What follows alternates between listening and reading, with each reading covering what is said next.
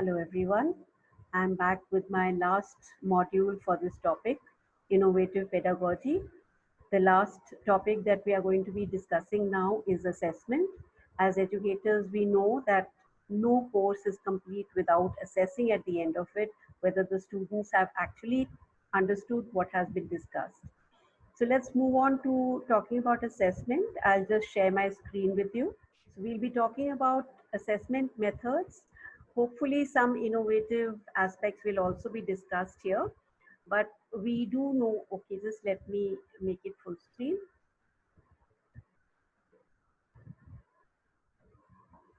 Assessment is a very important part of any learning. We cannot assess whether a student has been able to pick up any material from what we have taught him or we have tried to impart the information to him or her unless we have some kind of an assessment at the end of it. That assessment could be of any nature, formal, informal. We'll discuss the various different types of assessments that there are, but assessment has long been associated with social mobility, upward social mobility. Why did that happen? Because naturally, those people who were doing well as far as academics is concerned, doing well as far as training programs is concerned, they were able to get into their preferred jobs with the preferred salary, of course, and the assessment became associated with moving upwards as far as the social ladder is concerned.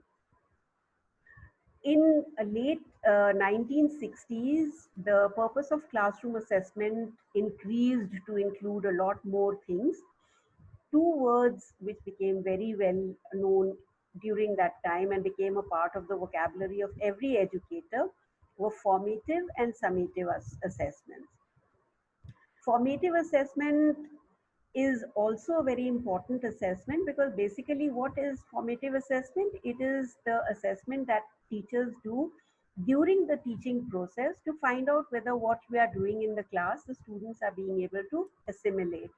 So during the class, we ask, okay, this is a concept that we are talking about. Who will tell me about what this concept is? What does it entail? What are the various components of this concept? So that is a formative assessment because that gives the teacher or the idea that the teaching is going in a particular direction. It could be either the right direction or the teacher may get an idea that I need to change the way the information is being disseminated because the students are not being able to follow it. That is very important because unless the formative assessment is done, the summative assessment at the end of it will not reflect the student's assimilation. Summative assessment is the assessment that is being done at the end of the unit or at the end of the semester or at the end of the entire year. All these are referred to as summative assessments, and basically the purpose is to assess the student's progress. How will the student give us a good summative assessment unless we have a continuous formative assessment during the entire process? So over here, this was a very informative picture that I found. So I thought I'll add it here to the presentation. It gives very clearly the difference between the formative and the summative assessment. Let's see what this says. Formative assessment is used to check students' understanding and to plan subsequent instruction. So what they have understood and what I need to do further to enhance the students' understanding. The information gained from formative assessment guides the next steps in instruction and helps teachers and students consider the additional learning and opportunities needed to ensure success. Formative assessment also is very important because it tells us what for the forward movement of that instruction needs to be so that the students are responsive, and we are in a way by the formative assessments trying to assess the needs of the student. And summative assessment, on the other hand, is the assessment of learning. It provides teachers and students with information about the attainment of content knowledge. Then it often results in grades, which means that they have a high point value. We all know that the toppers are always given more respect and regard everywhere.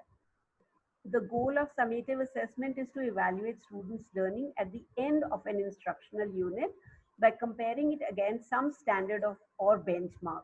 Like when we frame a question, we have this in mind that okay, for this question, the point 1, 2, 3, 4, 5 are required. And if the student has given those points, the student gets the marks. If the student has not been able to give all the 5 points, naturally he loses out on the marks. So those 5 points are our standard or of benchmark that we have decided that this is what the student should have written to be able to get marks. And the assessment is a very, very important tool of feedback for the student, because from the assessment, the student himself or herself also understands where he or she stands vis-a-vis the knowledge that is expected that student to have gained by the end of that course. Assessment has also been found to be a very, very powerful motivational tool. Now, how does it become a motivational tool? If we keep these 5 aspects in mind, we can the assessment process can actually enhance the motivation of the student to learn. What are these 5 aspects? First, progress and achievement is emphasized rather than the failure. So the focus is more on how much the student has achieved rather than what he has not been able to achieve. Feedback is given with the purpose of moving learning forward. That is, we are encouraging the student by telling him that, okay, you learned so far, you've reached here, and this is where you need to reach. So then it acts as a motivator. Then, when the students are being given assessment, they are able to see that the student himself or herself is responsible for his or her own learning. That only if they learn, they put in the effort, they are going to get the marks or whatever the criteria, grades, or whatever we are going to do as assessment. The students become confident about their ability to try out those questions also which they are not so sure about, because the assessment has acted as a motivation. And lastly, but most important, feedback should act as a scaffolding for further learning.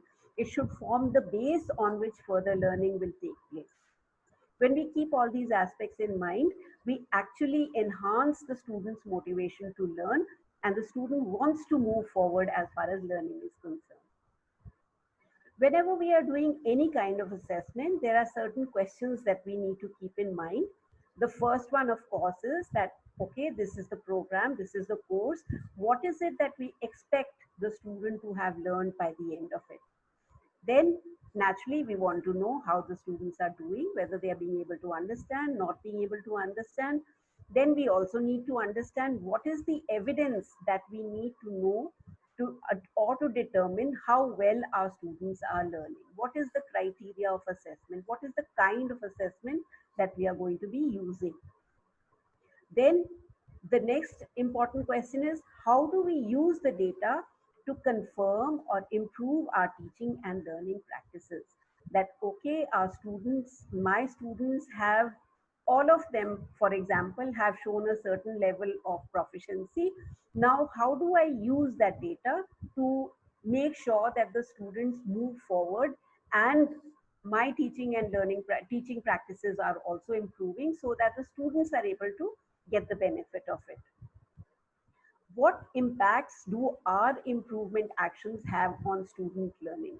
Okay, so I, out of my own understanding, have made certain changes, but it's only from the student's response will I know that whether those changes have been successful or not.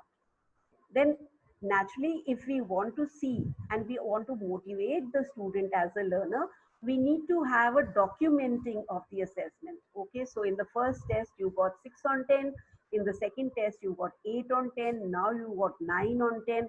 This kind of a flow, if we show to the student, it will definitely act as a huge motivating factor, and it will tell us also as educators whether we are being successful or not, but in our methods of teaching.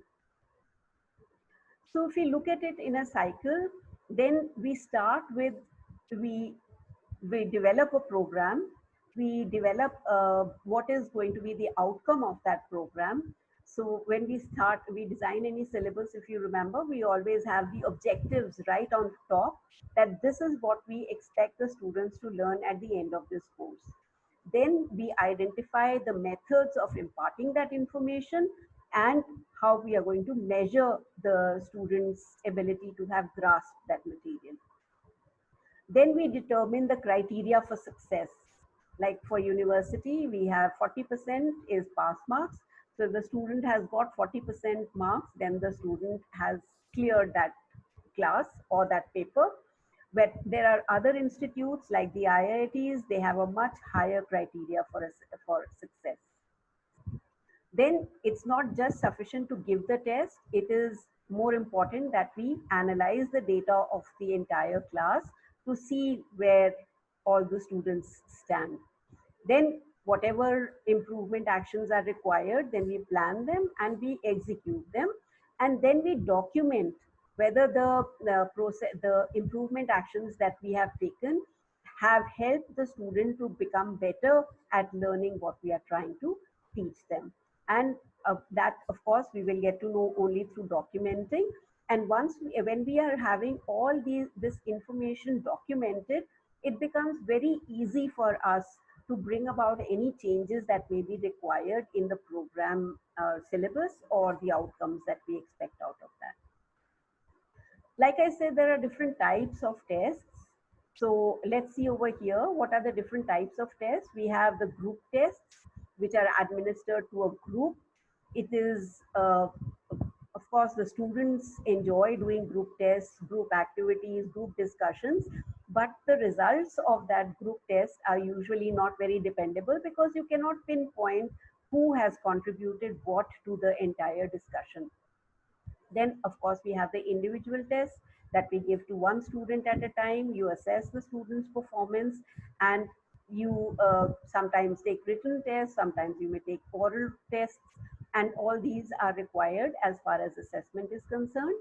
Then formal and informal are the usually the common types of tests that we have. Formal are the ones which we give at the end of the semester or at the end of the unit, whatever, wherever, whenever we decide that we want to do an assessment.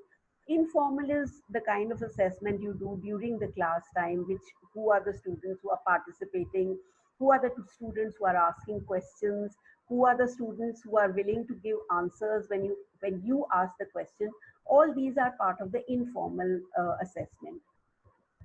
Then you have norm referenced tests and you have criterion referenced tests.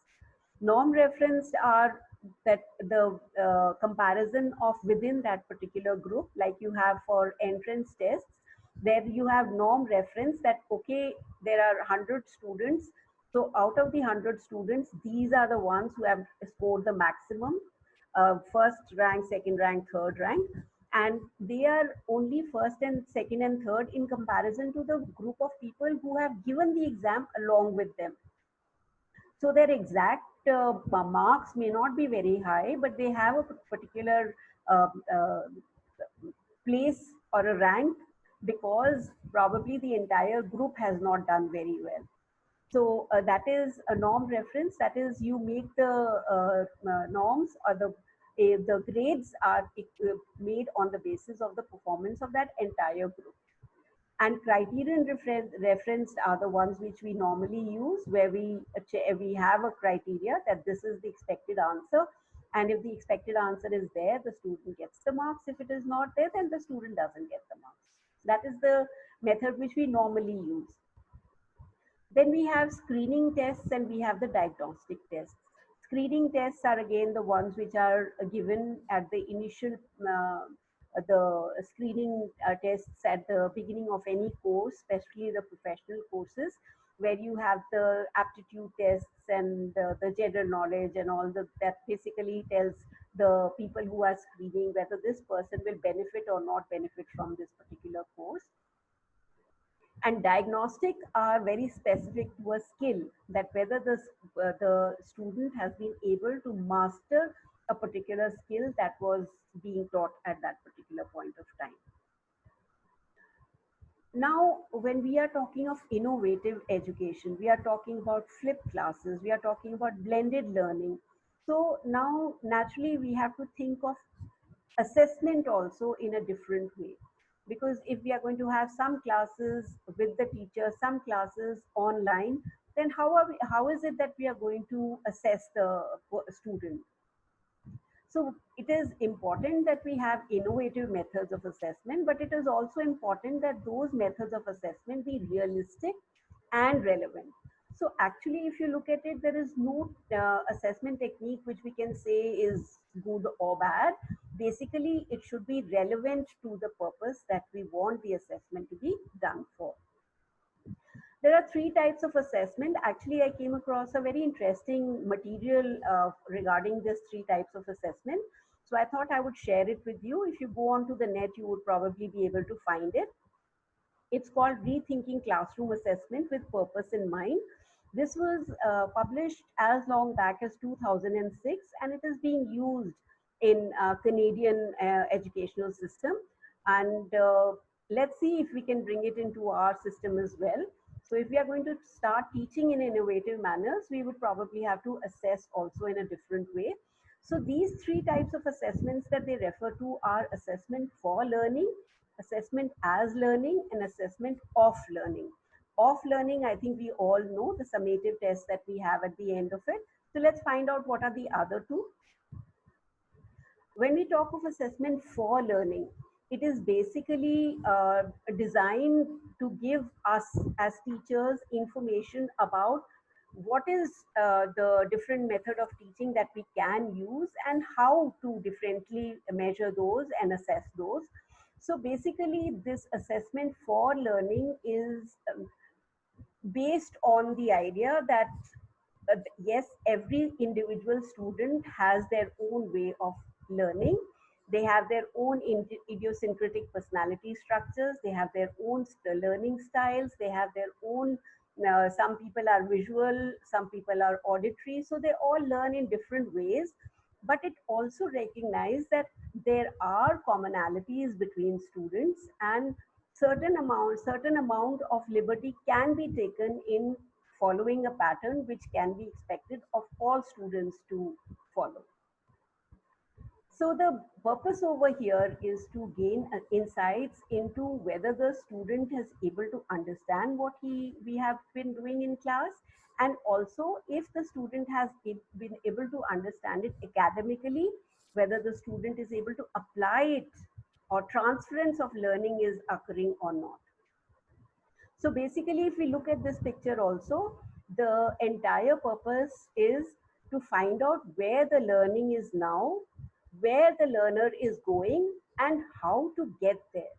So that teachers, they use this information to target the resources and instruction procedures so as to help the students the best to reach where it is expected that the student would reach at the end of the course. Here again, we have the assessment cycle.